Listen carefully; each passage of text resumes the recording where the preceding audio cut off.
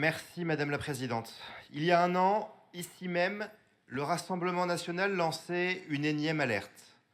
Il y a un an, vous présentiez un budget d'hyper-austérité avec une baisse de 11% de l'investissement de notre région et un endettement record. Un an après, nouveau budget, nouveau record.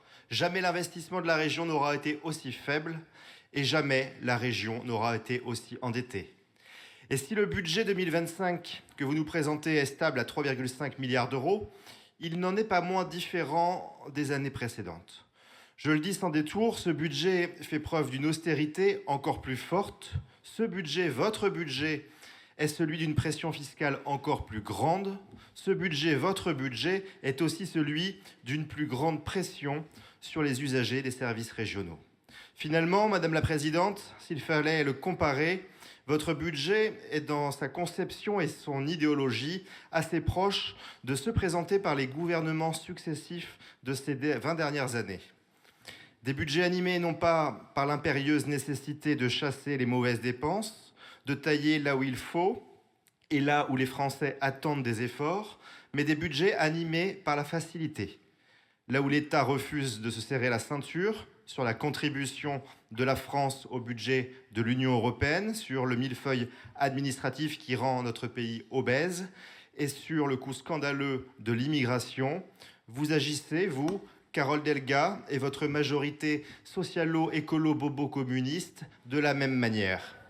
Non seulement vous n'entreprenez pas les réformes et la réorganisation structurelle nécessaires au sein du Conseil régional pour mieux dépenser l'argent des habitants et de notre région, mais vous continuez aussi les dépenses idéologiques et hors compétences. Quand il s'agit de gérer correctement les compétences qui sont celles de la région, vous êtes aux abonnés absents. Quand il s'agit d'être hors compétences et généreuse avec l'argent des autres pour financer une idéologie immigrationniste qui n'a strictement aucun rapport avec le rôle d'une région, vous êtes bien présente. Et si nous dénonçons depuis 2015 vos postures et votre mauvaise gestion, le budget 2025 que vous nous présentez aujourd'hui est le budget de la vérité. Il est le budget qui confirme ce que nous disons depuis 10 ans. Il est le budget qui ne vous permettrait pas de cacher la réalité. Et je le dis solennellement aujourd'hui, le Rassemblement national tire la sonnette d'alarme. Nous disons aux habitants d'Occitanie qu'il y a urgence. Et comme toujours, avec le talent de communicante qui est le vôtre, vous savez manier le verbe. Ainsi, vous dites actualiser les tarifs des cartes grises à compter du 1er juillet prochain. Traduction, les habitants de la région vont connaître une explosion du tarif après déjà de nombreuses années d'augmentation. Le cheval fiscal atteint presque son plafond, 55,50 € pour un maximum à 60 €. Écoutez bien, en 10 ans, la carte grise par cheval fiscal aura augmenté de 75% en Midi-Pyrénées et de 35% en ex-Languedoc-Roussillon. Vous dites aussi harmoniser les tarifs dans les transports. Traduction, vous allez augmenter les tarifs. Vous dites aussi dans la presse, on le voit aujourd'hui encore, réaliser les économies rendues nécessaires par la conjoncture. La réalité, c'est que vous ne réalisez pas d'économies structurelles et que la situation est due à votre mauvaise gestion et elle vous oblige à couper partout, surtout dans les domaines qui sont de la compétence de la région, car votre idéologie vous empêche de chasser les mauvaises dépenses. Celle-là même que les habitants de notre région dénoncent pourtant. Pour bien comprendre la situation, il y a lieu de revenir un peu en arrière. La fusion des régions aurait dû générer des économies sur les dépenses générales de fonctionnement. Vous avez réussi l'exploit de les augmenter de 40%. Qu'en est-il de la dette ? Au 1er janvier, la dette était de 3,530 milliards d'euros. Elle était de 3,4 milliards l'an dernier. En 2016, elle était de 1,5 milliard. La dette représentait 261 € par habitant en 2016. Elle est désormais de plus de 593 € par habitant. La dette colossale de la région fait peser un risque sur l'avenir, tant les charges qu'elle génère augmentent chaque année, plus 9,5% en 2025. Une fois ces éléments rappelés, il y a lieu de faire un petit tour d'horizon de vos choix politiques. Point phare de votre programme électoral, la santé n'est pas épargnée par l'austérité de votre budget. Ainsi, les dépenses de santé vont baisser de 1 million en fonctionnement et la formation sanitaire et sociale perd quant à elle 4 millions d'euros. Du côté des transports, les dépenses continuent de progresser.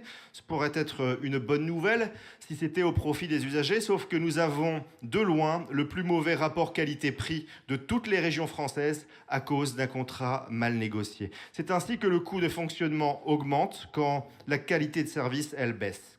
Mais le plus inquiétant à mes yeux, c'est que vous sacrifiez l'investissement. C'est un peu la marque de fabrique de ce budget.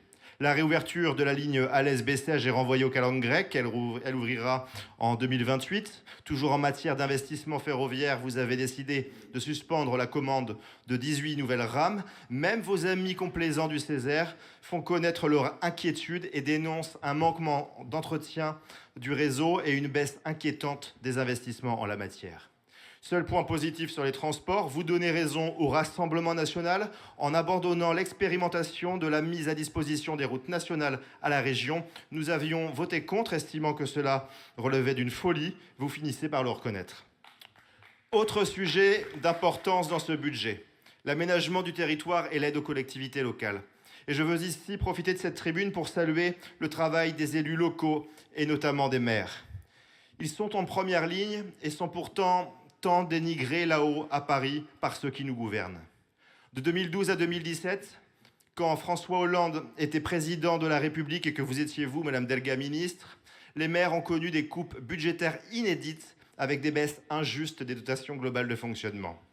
Ces mêmes élus connaissent depuis 2017 le même mépris du président Macron qui leur demande toujours plus avec toujours moins de moyens. Et ces mêmes élus locaux subissent de plein fouet les décisions de votre exécutif, Madame Delga. Car depuis 2 ans, tous les maires le disent, ils le subissent, la région n'est plus au rendez-vous. Et vous proposez pour 2025 une énième coupe budgétaire. C'est ainsi que l'aide apportée aux collectivités locales est en baisse de près de 17% dans votre budget. La situation est si alarmante, alors que les maires n'ont pas l'habitude de se plaindre publiquement. Nous voyons ici et là, dans la région, des maires alertés dans la presse notamment de la baisse des aides de la région. Autre sujet, la culture. Elle aussi souffre dans votre budget 2025. Ainsi, des projets patrimoniaux ont disparu sans aucune justification. L'investissement hors fonds européens est en baisse. Ce budget marque même un désengagement structurel de soutien à la culture au profit, devinez quoi, de la communication. Car vous baissez ainsi de 2 millions les dépenses concrètes pour augmenter les dépenses de communication du budget culture qui a atteint 9,7 millions d'euros, correspondant à 14% du budget total. Plus grave encore, le budget éducation, jeunesse et orientation. Il subit une nouvelle baisse de l'investissement de 8,7%. Ainsi, vous baissez de 15 millions le budget pour la construction et la rénovation des lycées. Vous baissez de près de 38 millions le budget dédié à la jeunesse. Vous baissez aussi de près de 16% le budget de l'orientation scolaire, dont 77,5% pour l'investissement. Ainsi, vous sacrifiez les compétences importantes et prioritaires de la région que sont l'éducation et la jeunesse. La construction de nouveaux lycées précédemment annoncés ont d'ailleurs disparu des documents budgétaires. Du côté de la formation professionnelle, il y a aussi fort à dire puisque les dispositifs connaissent une baisse importante de 21,7% de leur budget avec des conséquences directes. La conséquence, c'est que cette baisse de budget va entraîner une diminution de 40% du nombre de bénéficiaires. Votre gestion de la formation est en plus éloignée et déconnectée des besoins économiques.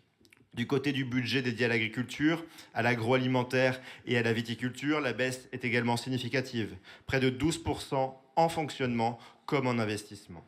Là aussi, le Césaire lui-même pointe votre budget en parlant d'un budget insuffisant en la matière. Autre point d'inquiétude, le budget tourisme qui connaît une coupe importante, historique, près de 21% de baisse en fonctionnement et de plus de 40% en investissement. Et alors que vous martelez sans arrêt que vous menez une politique proche des territoires, et alors que j'ai démontré votre désengagement envers nos territoires à travers la baisse des crédits pour soutenir les élus locaux, votre budget 2025 prévoit également une chute vertigineuse du budget investissement de l'économie de proximité, près de 40% de baisse. Là aussi, il n'y a pas que le RN qui s'inquiète, le Césaire aussi. Au moins, vous ne pourrez pas dire que cela relève de notre fantasme, Madame la Présidente. C'est écrit noir sur blanc dans le rapport du Césaire. Le Césaire, d'ailleurs, soulève bien d'autres points. Il exprime son inquiétude face à la dégradation de la trajectoire régionale. Il regrette votre manque de transparence sur certains aspects budgétaires. Il souligne votre manque de planification et de vision globale. Il vous préconise, on comprend le message, d'évaluer vos politiques publiques tout en disant clairement que celle sur les déserts médicaux est un fiasco. Je m'arrête là pour le Césaire. Mais quand on connaît sa crainte à dire certaines vérités, d'autres parleraient de sagesse. C'est plus joli pour parler d'un truc qui ne sert pas à grand-chose. Eh bien, on peut s'inquiéter davantage de la situation. Alors, Madame la Présidente, si j'ai décrit dans ces grandes lignes vos priorités pour 2025, merci de conclure. Soulignant, et j'en conclus, votre choix de délaisser les compétences principales, le Rassemblement national a aussi fait un travail pour vous proposer davantage d'économies, mais aussi pour vous proposer de recentrer certaines dépenses. Ainsi, nous avons proposé certains amendements pour augmenter les budgets alloués à la jeunesse, à l'éducation et au soutien aux collectivités que vous avez décidé de déclarer irrecevables sans raison. Et nous vous avons proposé également un certain nombre d'amendements qui seront soumis au vote pour davantage d'économies, pour tailler notamment dans les mauvaises dépenses de la région. Un autre choix est possible, une autre politique est possible, mais pour ça, il faut la volonté et le courage d'agir.